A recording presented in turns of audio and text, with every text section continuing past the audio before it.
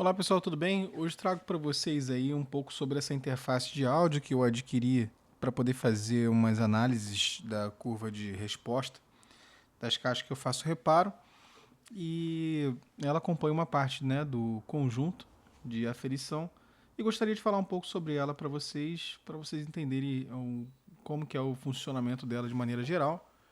E vou apresentar também como é que fica a curva, né, de resposta dessa interface de áudio aqui no Reel, né?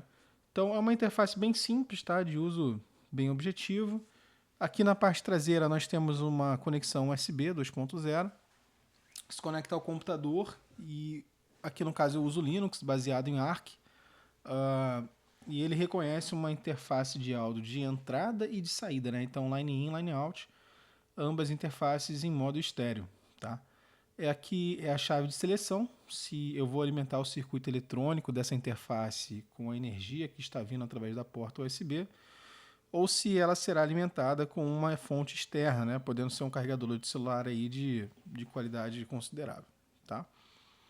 Nesse ponto aqui, nós temos uma chave seletora, né, para ativar ou desativar a parte do Phantom Power. Ativando, ele vai aplicar o Phantom Power aqui nesses dois canais aqui de input, né?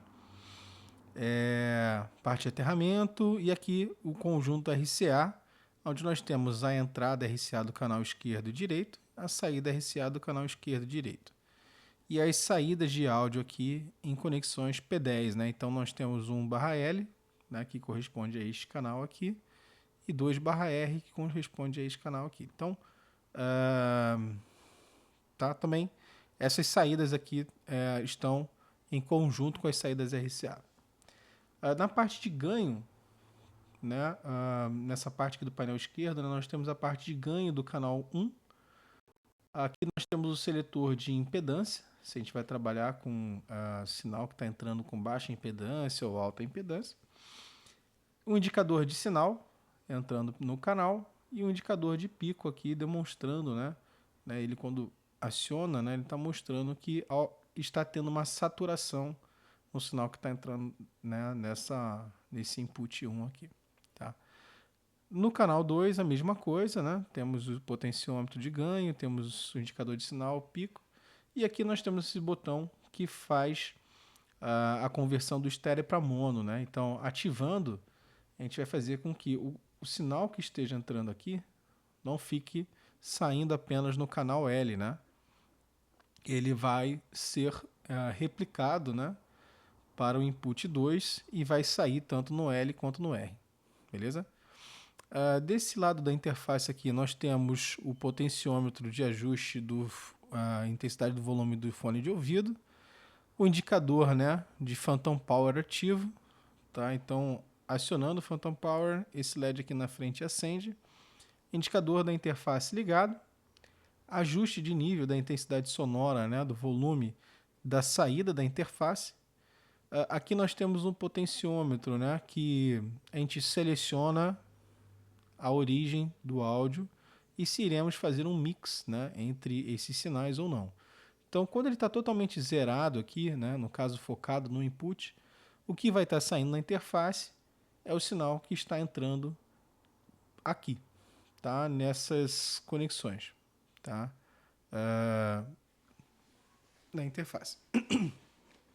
Se a gente deixar esse potenciômetro totalmente aberto, né, ou seja, 100% para cá, a gente vai estar fazendo com que a saída da interface seja o áudio que está vindo do DAW, né? Ou seja, Digital Audio Workstation. Tá? Então, nesse caso, Digital Audio Workstation é a placa de som que é reconhecida pelo computador. Tá? Então, no caso, é o line out lá do computador, usando essa interface, que vira o Digital Audio Workstation aqui. Beleza? Ativando, né? Perdão. Colocando também aqui na posição central, a gente vai fazer, obviamente, o mix entre esses dois canais, deixando que eles fiquem na mesma, do mesmo nível, né? Girando um pouco mais para a esquerda, a gente vai priorizar, né, o áudio, deixar o input mais alto em relação ao DAW. Deixando desse ponto para cá, nós vamos fazer com que o DAW esteja mais alto, né, do que o input. beleza? Ativando a função loopback, nós vamos fazer com que o sinal que está saindo da interface seja retornado para o line-in, né? Retornando, sendo enviado lá para o computador.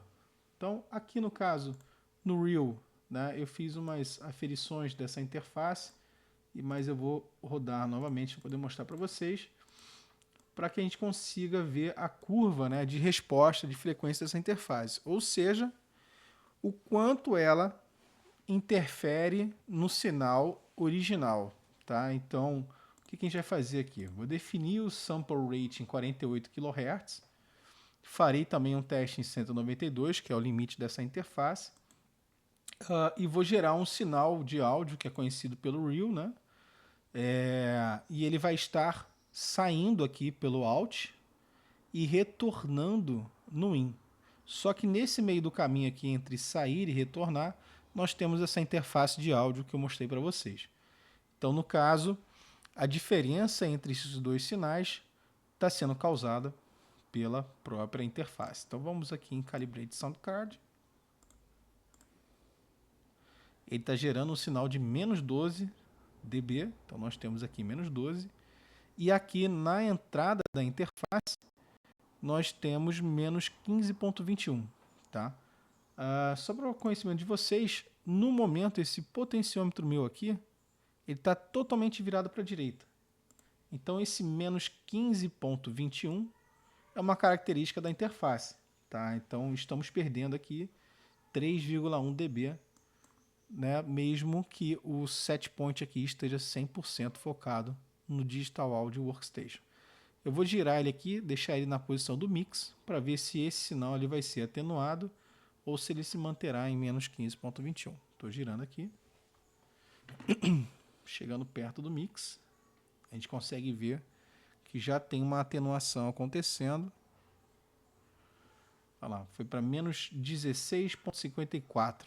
Tá? Então eu estou aqui nesse ponto agora. Tá? Beleza? Virando aqui até chegar, né, definindo o áudio 100% input, 0% Digital Audio Workstation, a gente vai ver com que esse sinal aqui ele vai caindo, né? Então, olha lá. Menos 80, beleza? Então, eu vou voltar aqui focando em Digital Audio Workstation, que é o meu objetivo, mensurar o sinal que está retornando para o computador. Então, clicando em Next, o Real ele vai gerar uma série de frequências, né, conhecidas por ele, e ele vai avaliar o que está retornando. E a diferença ele vai considerar que foi ocasionada pela própria interface de áudio. Então aqui ele está gerando.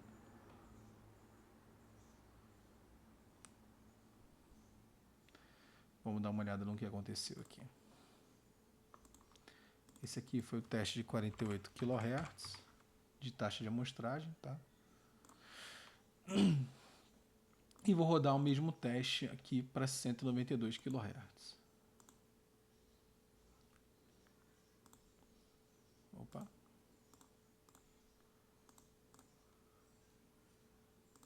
Next. Next.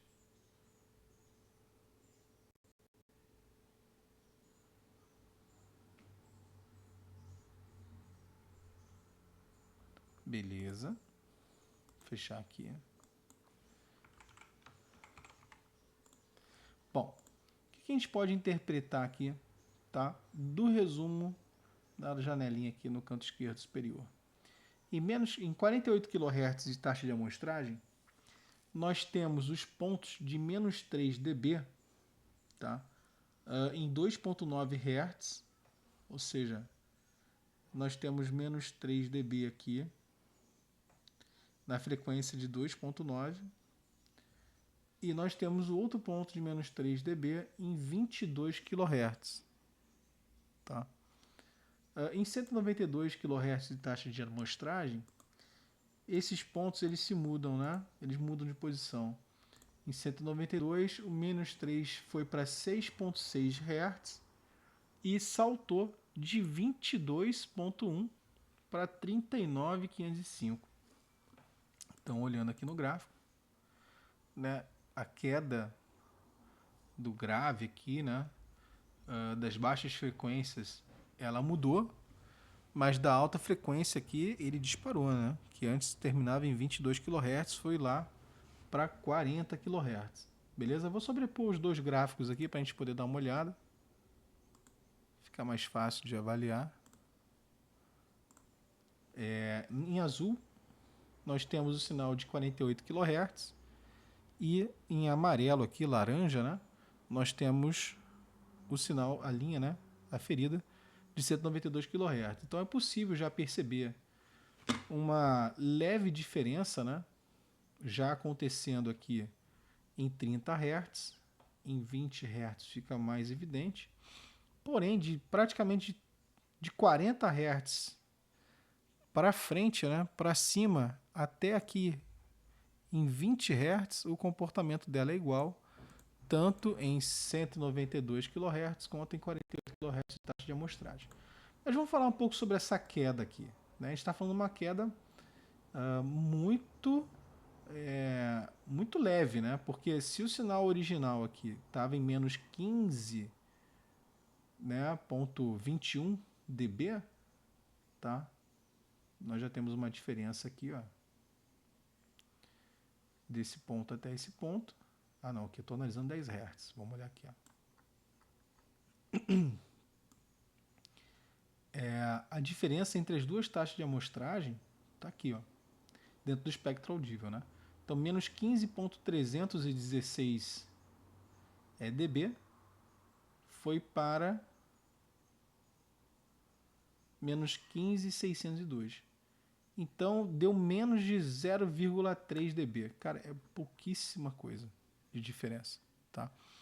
Mas qual que é o objetivo com essa interface de áudio? Tá? Eu vou estar usando ela juntamente com um microfone de resposta plana, um Behringer, para poder mensurar a curva, né, de resposta das caixas que eu faço reparo. Então, antes do reparo, eu vou rodar, né, uma aferição, né, e gerar o gráfico, e depois do reparo efetuado, eu vou estar fazendo o mesmo teste para poder ver a melhoria, né, que foi gerada com o reparo da caixa